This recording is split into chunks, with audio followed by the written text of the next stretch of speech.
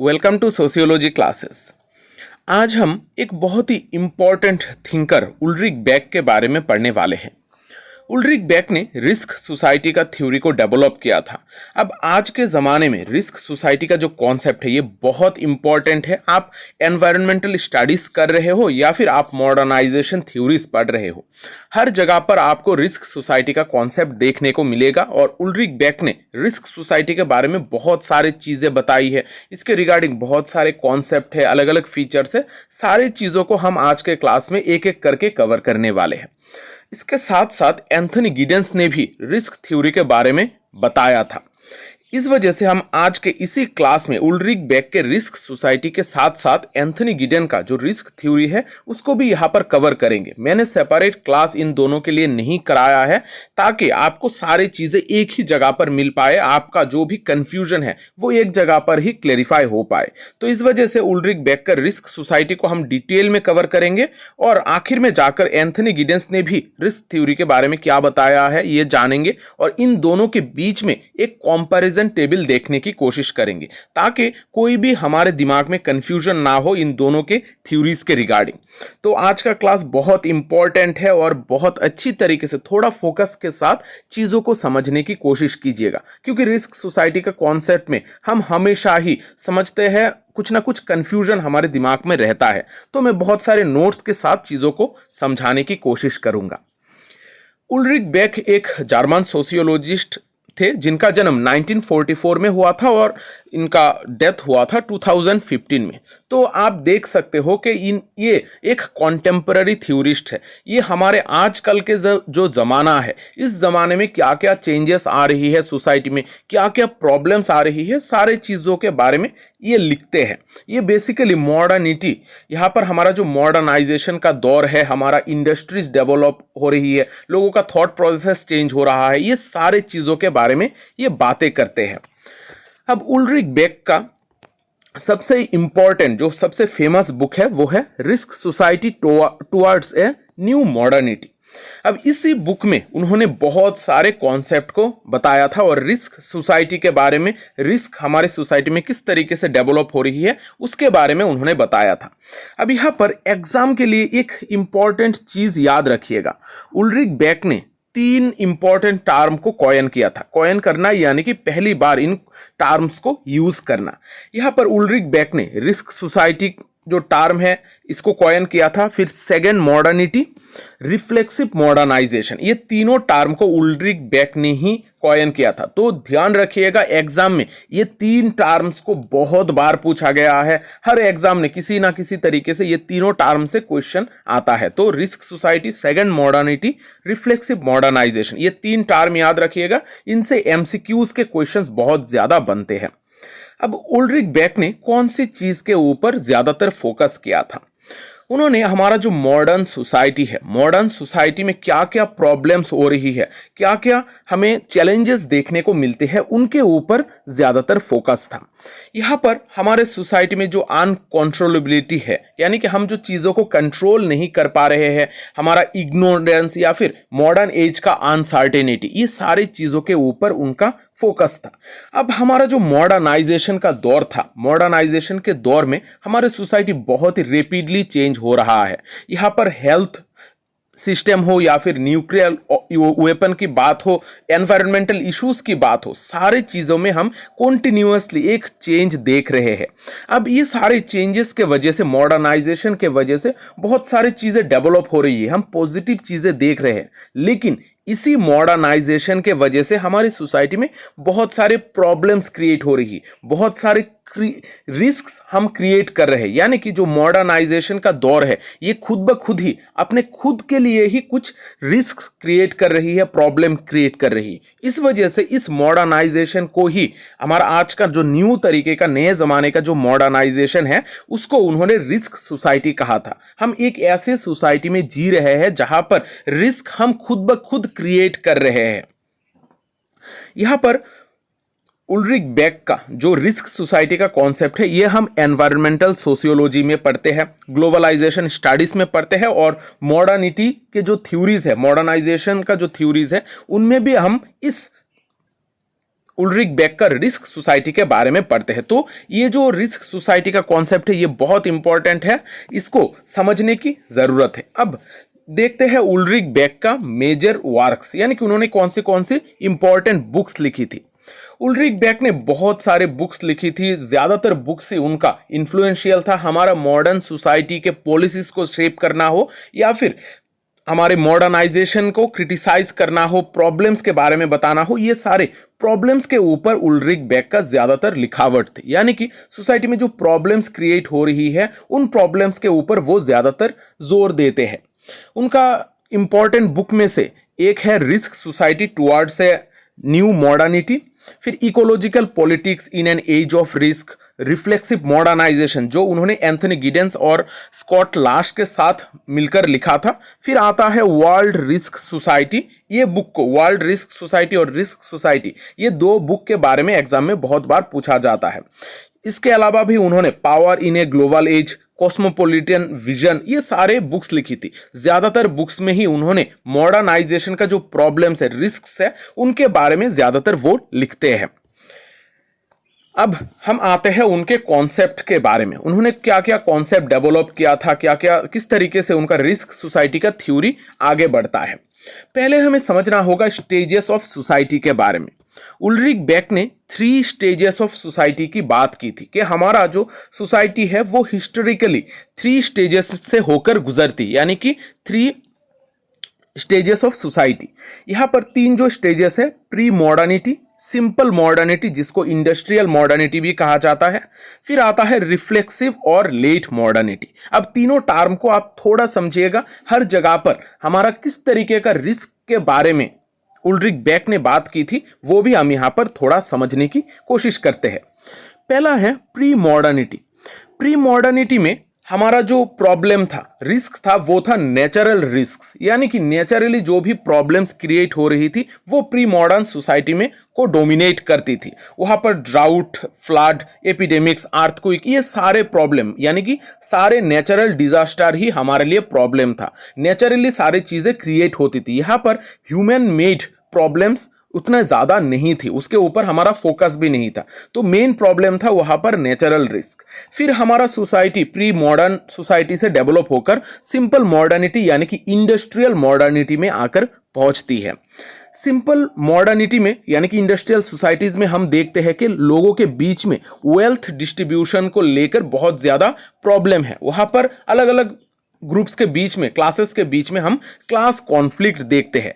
यहां पर unequal distribution of wealth, class conflict, ये सारी चीजें प्रॉब्लम क्रिएट कर रही थी। यहां पर किसी के पास ज्यादा पैसा था तो किसी के पास कम पैसा था, इसी वजह से लोगों के बीच में कॉन्फ्लिक्ट क्रिएट हो रही थी। लेकिन यहां पर जो रिस्क है, रिस्क इतना ज्यादा मैन्युफैक्चर्ड यानी कि खुद ब खुद हम क्रिएट नहीं कर रहे थे। प्रॉब्लम्स किसी भी एक पर्टिकुलर ग्रुप को लेकर हो रही थी और इन दोनों के बीच में हमें कॉन्फ्लिक्ट देखने को मिल रहा था।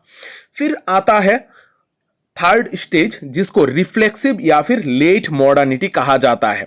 उल्रिक बेक ने रिफ्लेक्सिव मॉडर्निटी के ऊपर बहुत ज्यादा जोर दिया था। उनका कहना है कि जो हमारा नए तरीके का जो लेट मॉडर्न सोसाइटी या फिर रिफ्लेक्सिव मॉडर्न सोसाइटी है, यहां पर हम रिस्क खुद ब खुद क्रिएट कर रहे हैं। मॉडर्नाइजेशन के वजह से, इंडस्ट्रीज के डेवलप होने के वजह से हम खुद ब खुद बहुत सारे रिस्क क्रिएट कर रहे हैं। यानी कि यहां पर ह्यूमन मेड रिस्क हम देखते हैं, जैसे pollution, natural disaster, global warming, ये सारे जो प्रॉब्लम्स है ये नेचुरली क्रिएटेड नहीं है। ये सारे चीजें हमारा मॉडर्नाइजेशन के प्रोसेस के वजह से क्रिएट हो रही है। इसी को उन्होंने थर्ड स्टेज यानी कि रिफ्लेक्सिव या फिर लेट मॉडर्निटी कहा था। अब ये जो थर्ड स्टेज है, इसको ही यहां पर जिस तरीके का सोसाइटी हमें देखने को मिलता है, इसी सोसाइटी को हम कहते हैं रिस्क सोसाइटी। यानी कि थर्ड स्टेज में जो जिस तरीके का सोसाइटी डेवलप हो रही है, इसको रिस्क सोसाइटी कहा जाता है।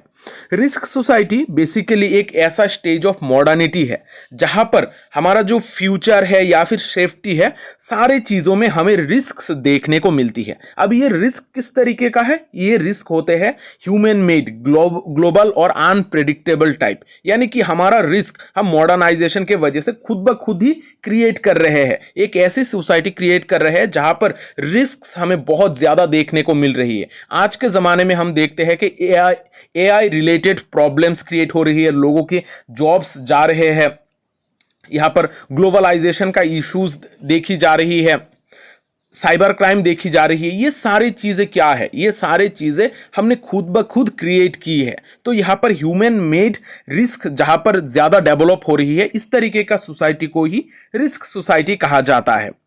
अब ये जो रिस्क सोसाइटी है, इसका central problem inequality of wealth नहीं होता है। इनइक्वलिटी वेल्थ हमें सेकंड स्टेज सिंपल मॉडर्निटी में देखने को मिलता है। ये जो थर्ड स्टेज है रिस्क सोसाइटी है, यहां पर हम मैन्युफैक्चर्ड रिस्क देखते हैं, जहां पर साइंस, इंडस्ट्री और मॉडर्नाइजेशन के वजह से बहुत सारे रिस्क हम खुद ब खुद ही क्रिएट करते हैं, मैन्युफैक्चर करते हैं। अब हम बातें करते हैं फीचर्स ऑफ रिस्क सोसाइटी के बारे में, कि रिस्क सोसाइटी में हम कौन से फीचर्स देखते हैं। पहला है मैन्युफैक्चर्ड रिस्क। यहां पर हम खुद ब खुद रिस्क क्रिएट कर रहे हैं, जैसे न्यूक्लियर एक्सीडेंट्स देखी जा रही है, ग्लोबल वार्मिंग का प्रॉब्लम हो, साइबर रिस्क हो, एआई के रिलेटेड थ्रेट्स हो, सारी चीजें हमने खुद ब खुद ही क्रिएट की है। यानी कि रिस्क सोसाइटी में जो रिस्क है वो सारे मैन्युफैक्चर्ड की गई है, खुद ब खुद मॉडर्नाइजेशन के द्वारा क्रिएट की गई है।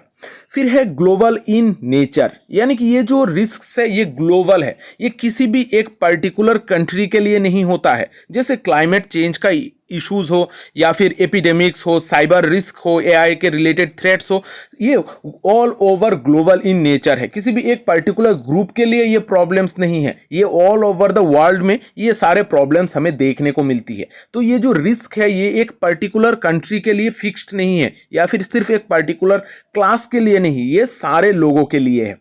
यहां पर हमें इंडिविजुअल एंड एक्सपर्ट डिपेंडेंट होना पड़ रहा है, यानी कि जो भी साइंटिस्ट्स है, कोई भी एक प्रॉब्लम हो, इसके लिए हम एक्सपर्ट साइंटिस्ट के ऊपर डिपेंड हो रहे हैं। हम खुद से ये सारे प्रॉब्लम्स को आइडेंटिफाई नहीं कर पाएंगे, हम खुद से इनको सॉल्व नहीं कर पाएंगे। जैसे रेडिएशन हो, या फिर टॉक्सिन्स हो, क्लाइमेट चेंजेस हो, ये सारी चीजें हम खुद सॉल्व नहीं कर पाएंगे। इसके वजह से हमें साइंटिफिक एक्सपर्टाइज के ऊपर डिपेंडेंट होना पड़ेगा।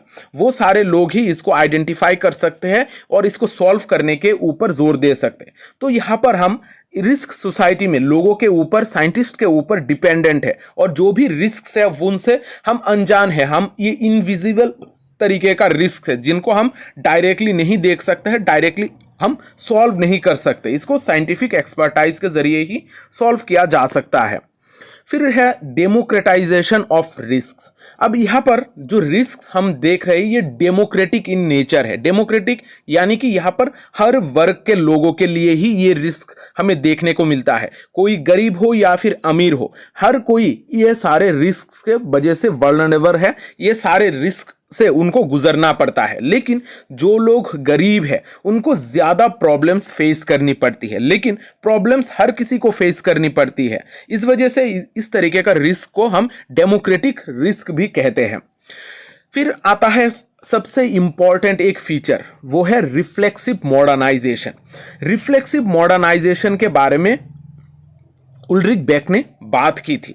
अब यहां पर जो हमारा मॉडर्न सोसाइटी है, मॉडर्न सोसाइटी में हमारा जो प्रॉब्लम्स है वो खुद मॉडर्नाइजेशन क्रिएट कर रही है। रिफ्लेक्सिव मॉडर्नाइजेशन यानी कि जब मॉडर्नाइजेशन अपने खुद ब खुद प्रॉब्लम्स क्रिएट करती है, खुद के बारे में यहां पर चीजों को मॉडिफाई करती है, सोसाइटी को चेंज करती है, उसको हम रिफ्लेक्सिव मॉडर्निटी कहते हैं। और इस रिफ्लेक्सिव मॉडर्निटी के वजह से हमें बहुत सारे प्रॉब्लम्स देखनी पड़ती है। तो रिस्क सोसाइटी का एक बहुत इंपॉर्टेंट फीचर्स है रिफ्लेक्सिव मॉडर्नाइजेशन। अब इस रिफ्लेक्सिव मॉडर्नाइजेशन को हम थोड़ा और डिटेल में देखते हैं, क्योंकि इसके ऊपर उल्रिक बेक ने थोड़ा बहुत फोकस किया था। इसके रिगार्डिंग, रिफ्लेक्सिव मॉडर्नाइजेशन के रिगार्डिंग उन्होंने एक बुक भी लिखी थी जो उन्होंने एंथनी गिडेंस के साथ मिलकर लिखी थी। अब हमें यह समझना होगा कि रिफ्लेक्सिबिटी क्या होता है।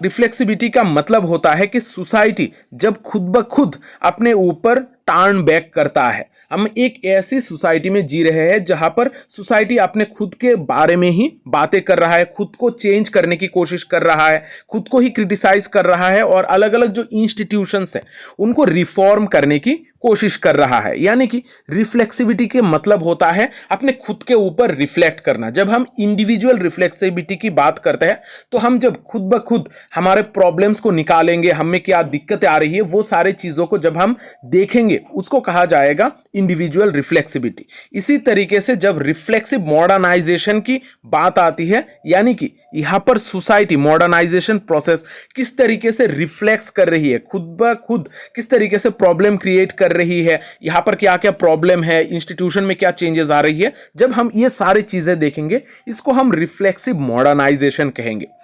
अब उल्रिक बेक ने देखा था कि हमारा जो सोसाइटी है वो फर्स्ट मॉडर्निटी से सेकंड मॉडर्निटी तक जाकर पहुंच रहा है।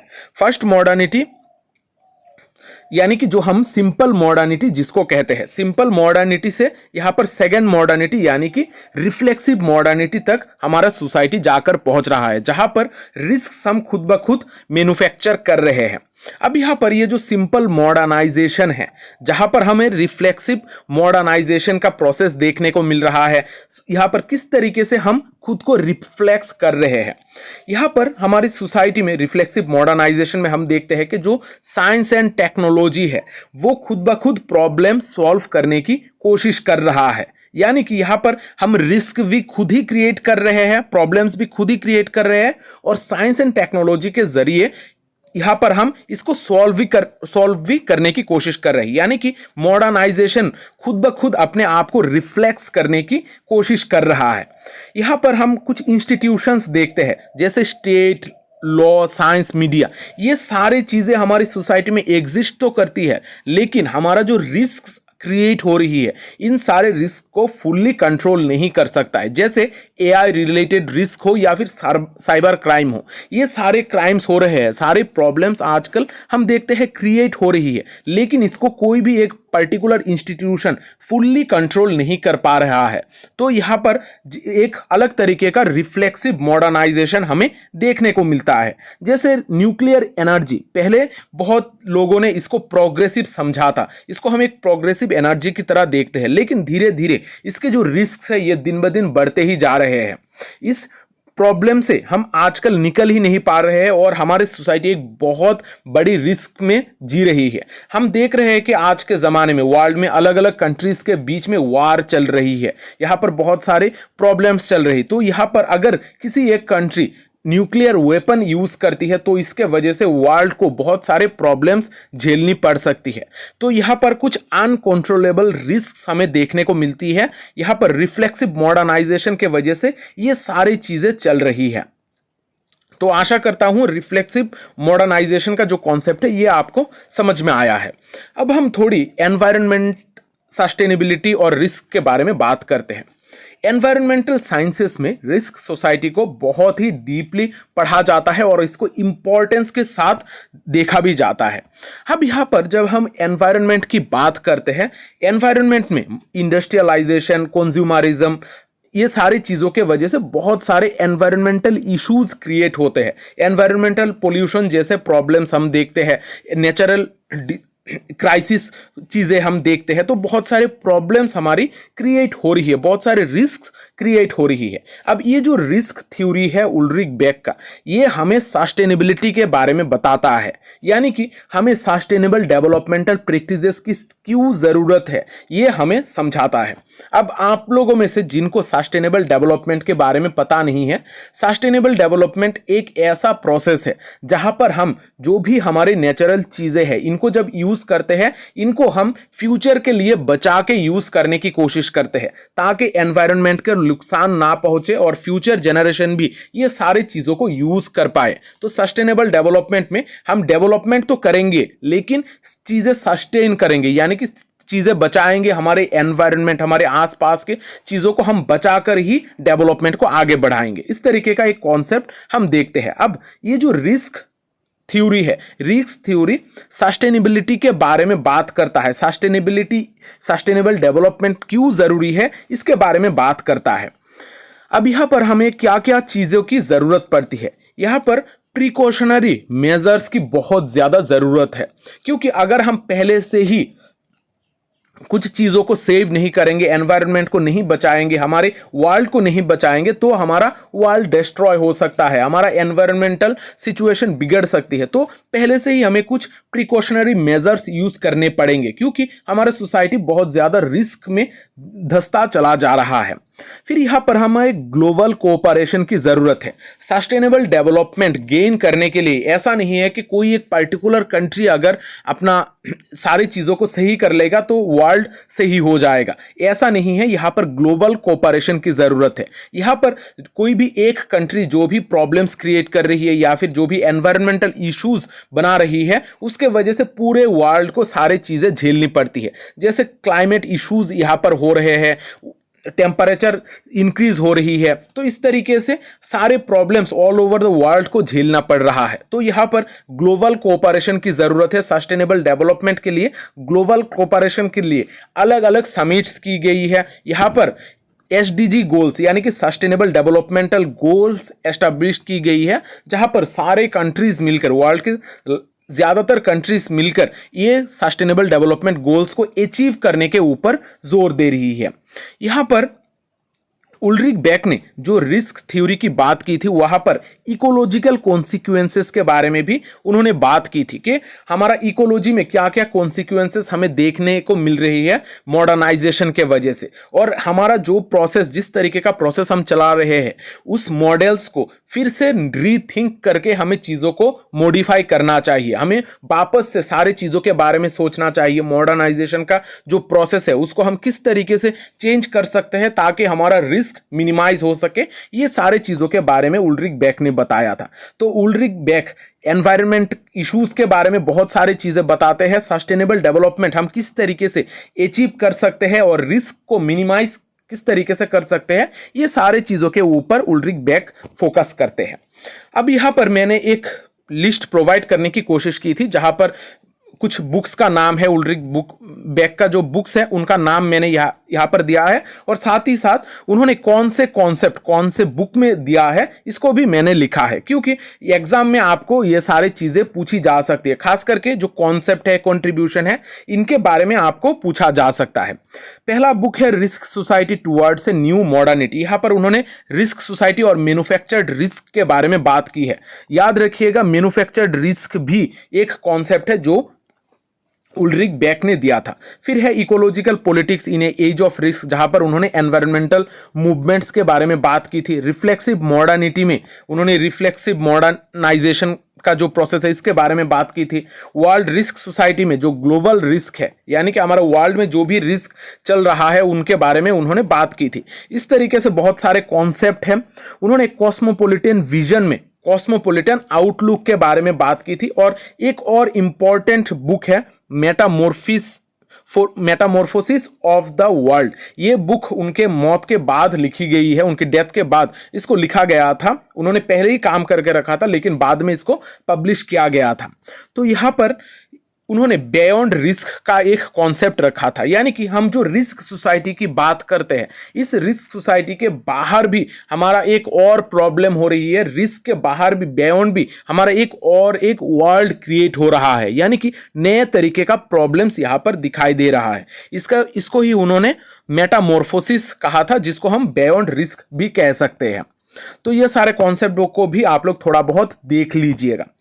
अब हम बातें करते हैं एंथनी गिडेंस के रिस्क थ्योरी के बारे में। अभी तक हमने उल्रिक बेक ने क्या क्या कंट्रीब्यूशन किया है उसके ऊपर जोर दे रहे थे। अब यहाँ पर एंथनी गिडेंस के बारे में हम थोड़ी बातें करते हैं। यहाँ पर एंथनी गिडेंस और उल्रिक बेक, इन दोनों का कॉन्सेप्ट लगभग एक जैसा ही है। उन दोनों ने मिलकर रिफ्लेक्सिव मॉडर्नाइजेशन जो बुक है उसको भी लिखा था। तो इन दोनों के बीच में बहुत सारे सिमिलरिटीज हमें देखने को मिलती है, लेकिन यहाँ पर कुछ ऐसी भी चीजें हैं, कुछ ऐसे डिफरेंशिएशन भी है जो हमें जानना जरूरी है। अभी तक आपने जो भी चीजें पढ़ी है इससे आप लोगों का रिस्क सोसाइटी का कॉन्सेप्ट क्लियर हो गया होगा। आप लोग रिस्क सोसाइटी में क्या क्या चीजें हो रही है, क्या क्या प्रॉब्लम्स क्रिएट हो रही है, वो सारी चीजें आप लोग समझ गए हैं। अब हम एंथनी गिडेंस ने रिस्क को किस तरीके से दिखाया था या फिर क्या फीचर्स के बारे में बात की थी वो समझने की कोशिश करते हैं। एंथनी गिडेंस एक ब्रिटिश सोशियोलॉजिस्ट थे। उनका कंट्रीब्यूशन बहुत ही मॉडर्नाइजेशन के प्रोसेस में, मॉडर्नाइजेशन के थ्योरीज में इनके कंट्रीब्यूशन को बहुत ज़्यादा पढ़ा जाता है। उन्होंने स्ट्रक्चरेशन थ्योरी दिया था, मॉडर्नाइजेशन के बारे में बात की थी, उन्होंने ग्लोबलाइजेशन, रन अवे वर्ल्ड, ये सारे चीज के ऊपर फोकस किया था। उन्होंने रिस्क के बारे में भी बात की थी कि हमारी सोसाइटी में किस तरीके का रिस्क क्रिएट हो रही है। इसके रिगार्डिंग, रिस्क के रिगार्डिंग उन्होंने कुछ इंपॉर्टेंट बुक्स लिखी थी। Modernity and self identity, the consequences of modernity, run away world, ये जो 3 बुक है इनका नाम आप लोग थोड़ा याद रखने की कोशिश कीजिएगा। एमसीक्यू बेस्ड एग्जाम में आपको ये सारी चीजें पूछी जा सकती है। अब इसके साथ साथ हमें थोड़ा समझना होगा उन्होंने कौन से कॉन्टेक्स्ट में चीजों को बताया था, यानी कि उनका कॉन्टेक्स्ट क्या है, उन्होंने कौन से कॉन्टेक्स्ट में रिस्क के बारे में बात की थी। एंथनी गिडेंस लेट मॉडर्निटी की बात करते हैं। लेट मॉडर्निटी में जो भी न्यू अपॉर्चुनिटीज है उनके ऊपर वो ज्यादा फोकस करते हैं, लेकिन न्यू अपॉर्चुनिटीज के साथ साथ क्या अनसर्टेनिटीज, इनसिक्योरिटी या फिर ग्लोबल डेंजर्स है उनके ऊपर भी वो फोकस करते हैं। यानी कि यहां पर सिर्फ वो मॉडर्निटी को क्रिटिसाइज नहीं करते हैं, मॉडर्निटी के सिर्फ रिस्क के बारे में बात नहीं करते हैं, यहां पर पॉजिटिव साइड के साथ साथ वो नेगेटिव साइड की बात करते हैं। यहां पर हमारे डे टू डे लाइफ में, एवरीडे लाइफ में ये जो लेट मॉडर्निटी है ये क्या क्या रिस्क ला रही है उसके ऊपर फोकस करते हैं, एवरीडे लाइफ के बारे में ये बातें करते हैं। अब यहां पर जो रिस्क थ्योरी है, एंथनी गिडेंस का जो रिस्क थ्योरी है, यहां पर कुछ इंपॉर्टेंट चीजें हैं। उन्होंने ट्रस्ट के बारे में बात की है कि हमारे सोसाइटी में हम किसके ऊपर ट्रस्ट कर सकते हैं। यहां पर इंडिविजुअल रिफ्लेक्सिबिलिटी के ऊपर वो फोकस करते हैं और हमारा जो एक्सपर्ट सिस्टम के ऊपर रिलायंस है उसके ऊपर वो जोर देते हैं। यानी कि हमारा जो उल्ड्रिक बेक ने जो सारे बातें बताई थी उसके साथ साथ वो कुछ चीजों को ऐड करते हैं। ट्रस्ट के ऊपर फोकस करते हैं, रिफ्लेक्सिबिलिटी, इंडिविजुअल रिफ्लेक्सिबिलिटी और एक्सपर्ट सिस्टम के बारे में एंथनी गिडेंस बात करते हैं। अब क्या क्या की फीचर्स है एंथनी गिडेंस के रिस्क थ्योरी में ये देखते हैं। एंथनी गिडेंस ने टू टाइप्स ऑफ रिस्क के बारे में बात की थी। एक है एक्सटर्नल रिस्क और दूसरा है मैन्युफैक्चर्ड रिस्क। एक्सटर्नल रिस्क यानी कि जो हमारा नेचुरल डिजास्टर्स है, फेमाइन, डिजीज, ये सारे चीजें एक्सटर्नल है, ये हमारी सोसाइटी खुद ब खुद मैन्युफैक्चर नहीं करती है, इसको उन्होंने कहा था एक्सटर्नल रिस्क। और दूसरी तरफ है मैन्युफैक्चर्ड रिस्क, जिसके बारे में उल्ड्रिक बेक ने भी बात की थी। मैन्युफैक्चर्ड रिस्क में हम देखते हैं जो मॉडर्नाइजेशन के द्वारा क्रिएट की गई रिस्क्स है, न्यूक्लियर एक्सीडेंट्स हो, बायोटेक्नोलॉजी हो, ग्लोबल वार्मिंग हो। लेकिन ध्यान रखिएगा मैन्युफैक्चर्ड रिस्क जो है ये वर्ड को पहली बार उल्ड्रिक बेक ने ही यूज किया था। अब यहां पर एंथनी गिडेंस का कहना है कि जो हमारा मॉडर्न वर्ल्ड है वो मैन्युफैक्चर्ड रिस्क के द्वारा बहुत ज्यादा डोमिनेटेड है, यानी कि मैन्युफैक्चर्ड रिस्क हमें यहां पर ज्यादातर देखने को मिलते हैं। अब यहां पर वो 2 चीजों के बारे में बात करते हैं, एक है ट्रस्ट और दूसरा है एक्सपर्ट सिस्टम। अब यहां पर ट्रस्ट यानी कि विश्वास, हम कौन सी चीजों के ऊपर विश्वास करेंगे। यहां पर जो भी लोग एक्सपर्ट है यानी कि जो साइंटिस्ट है, जो ये सारे चीजों को कंट्रोल कर सकते हैं, उनके ऊपर हमें ट्रस्ट करना होगा। यहां पर एक्सपर्ट सिस्टम की बहुत ज्यादा जरूरत है, क्योंकि मॉडर्न सोसाइटी में इतना ज्यादा एब्स्ट्रैक्ट सिस्टम एक क्रिएट हुआ है जिसमें इतने ज्यादा चेंजेस आ रही है जो हम लोग इसको कोप अप नहीं कर पाएंगे। तो हमें विश्वास रखना होगा एक्सपर्ट सिस्टम के ऊपर, और वो हमें जो भी चीजें प्रोवाइड करते हैं या फिर जो भी प्रिकॉशनरी मेजर्स हमें देते हैं उनको हमें यहां पर अप्लाई करना होगा। तो ट्रस्ट और एक्सपर्ट सिस्टम के बारे में वो बात करते हैं। यहां पर रिफ्लेक्सिविटी के बारे में भी बात करते हैं गिडेंस। अब ये जो रिफ्लेक्सिविटी है यहां पर हम इंडिविजुअल के ऊपर ज्यादा जोर देते हैं। अब हमारा जो लाइफ है, हमारा लाइफ के डिसीजन जैसे हेल्थ हो, मैरिज हो, करियर हो, डेवलपमेंट हो, एनवायरनमेंट हो, ये सारी चीजें आजकल बहुत ज्यादा रिस्क में है। यहां पर ये सारी चीजें हमारे इंडिविजुअली जो भी रिस्क से हम गुजर रहे हैं इनको हम मिनिमाइज करने की कोशिश करते हैं। यानी कि अब ये जो प्रोसेस है इसको उन्होंने रिफ्लेक्सिविटी कहा था, जहां पर इंडिविजुअल जो भी प्रॉब्लम्स है उनको मिनिमाइज करने की कोशिश करेगा, अपना खुद के प्रॉब्लम्स को खुद ही सॉल्व करने के ऊपर जोर देगा। फिर और एक की फीचर्स है वो है ऑन्टोलॉजिकल सिक्योरिटी। अब ऑन्टोलॉजिकल सिक्योरिटी क्या होता है? यहाँ पर हमारे सोसाइटी में रिस्क इतने ज्यादा क्रिएट हो रहे हैं कि जिसके वजह से हमें एंजाइटी होने लगती है। हम कॉन्स्टेंटली हमारी सोसाइटी में एक रिस्क अवेयरनेस के साथ जी रहे हैं। हमें अगर रिस्क के बारे में हम अवेयर नहीं है तो हम उस रिस्क के ऊपर वो हमारे लिए और भी ज्यादा वल्नरेबल हो सकती है। तो यहां पर इंडिविजुअल रेस्पॉन्सिबिलिटी खुद को ही लेनी होगी। जब हम हमारी खुद की रेस्पॉन्सिबिलिटी खुद ही उठाएंगे, सारी चीजों को समझ के जब यहां पर एक्ट करेंगे, इसको ही कहा जाता है ऑन्टोलॉजिकल सिक्योरिटी। यानी कि खुद के सिक्योरिटी हम खुद ही प्रोवाइड करेंगे, हम खुद के लिए खुद ही जिम्मेदार रहेंगे। तो एक ऑन्टोलॉजिकल सिक्योरिटी यहां पर क्रिएट हो रही है हमारे इस तरीके का सोसाइटी में। यहां पर ग्लोबलाइजेशन का भी हम प्रॉब्लम देख रहे हैं। ग्लोबलाइजेशन के वजह से जो हमारा रिस्क है वो बहुत ज्यादा रैपिडली एक कंट्री से दूसरे कंट्री में शिफ्ट हो रही है। जैसे फाइनेंशियल क्राइसिस हो, पेंडेमिक हो या फिर टेररिज्म हो, सारी चीजें ग्लोबलाइजेशन के वजह से बहुत ही रैपिडली स्प्रेड हो रही है। ये सारे की फीचर्स के बारे में एंथनी गिडेंस ने बात की है। अब यहां पर आप लोगों के दिमाग में बहुत सारे कंफ्यूजन क्रिएट हो रही होगी कि उल्रिक बेक का क्या इंपॉर्टेंट कॉन्सेप्ट है और एंथनी गिडेंस का क्या कॉन्सेप्ट है। अब इसको थोड़ा हम एक टेबल के फॉर्म में समराइज करने की कोशिश करते हैं। यहां पर उल्रिक बेक का जो मेन फोकस था वो था इंस्टीट्यूशनल एंड स्ट्रक्चरल रिस्क। जो सारे रिस्क हम खुद क्रिएट करते हैं, जो मॉडर्नाइजेशन के वजह से क्रिएट होती है, उनके ऊपर उनका ज्यादा फोकस था। वो रिस्क के बारे में ही बात करते हैं। यहाँ पर प्रोग्रेसिव जो भी चीजें हैं उसके ऊपर उल्रिक बेक इतना ज्यादा फोकस नहीं करते हैं। लेकिन एंथनी गिडेंस का यहाँ पर फोकस था रिफ्लेक्सिविटी, इंडिविजुअल एजेंसी के ऊपर। यानी कि इंडिविजुअली हम चीजों को किस तरीके से सॉल्व कर पाएंगे, हम खुद ब खुद किस तरीके से रिफ्लेक्ट करते हैं हमारी सोसाइटी के प्रॉब्लम्स या फिर रिस्क के ऊपर। इसके ऊपर ज्यादातर एंथनी गिडेंस का फोकस था। यहां पर अगर हम रिस्क की बात करें, उल्रिक बेक स्ट्रक्चरल आउटकम की बात करते हैं मॉडर्नाइजेशन की। मॉडर्नाइजेशन का स्ट्रक्चरल क्या क्या आउटकम्स है, इसके वजह से क्या रिस्क है, इसके ऊपर ज्यादातर फोकस था। लेकिन एंथनी गिडेंस ने देखा है कि रिस्क जो है वो सोशियली कॉन्स्ट्रक्टेड है। यानी कि हमारी सोसाइटी के लोग मिलकर इसको क्रिएट करते हैं, सिर्फ हमारा स्ट्रक्चर नहीं। यहां पर लोग सोशियली इस रिस्क को क्रिएट करते हैं और खुद ब खुद ही इसको मैनेज करते हैं। यानी कि यहां पर इंडिविजुअल रिफ्लेक्सिविटी के ऊपर ज्यादा जोर देते हैं एंथनी गिडेंस। यहां पर सोशियली क्रिएट किया जाता है और फिर इंडिविजुअल के द्वारा वापस से इसको मैनेज भी किया जाता है, कंट्रोल भी किया जाता है। उल्रिक बेक ने इनइक्वालिटी के ऊपर जो बातें की थी, उनके हिसाब से जो रिस्क डिस्ट्रीब्यूशन है वो हर क्लासेस में फैल रही है, एनवायरनमेंट में हमें देखने को मिल रही है। लेकिन एंथनी गिडेंस ने इनइक्वालिटी के ऊपर इतना ज्यादा फोकस नहीं किया था। उन्होंने ट्रस्ट और सिक्योरिटी के बारे में बात की थी कि हम जब ट्रस्ट करेंगे साइंटिस्ट के ऊपर या फिर जो भी हमें सॉल्व करके दे सकते हैं हमारा प्रॉब्लम, उनके ऊपर हमें विश्वास रखना होगा। यहाँ पर ऑन्टोलॉजिकल सिक्योरिटी के ऊपर एंथनी गिडेंस का फोकस था। लेकिन उल्रिक बेक ने रिस्क डिस्ट्रीब्यूशन के ऊपर थोड़ा ज्यादा जोर दिया था कि किस तरीके से रिस्क डिस्ट्रीब्यूट हो रही है। यहां पर अगर इंपॉर्टेंट कॉन्सेप्ट की बात करें, उल्रिक बेक ने रिस्क सोसाइटी के बारे में बताया था और एंथनी गिडेंस ने रनअवे वर्ल्ड।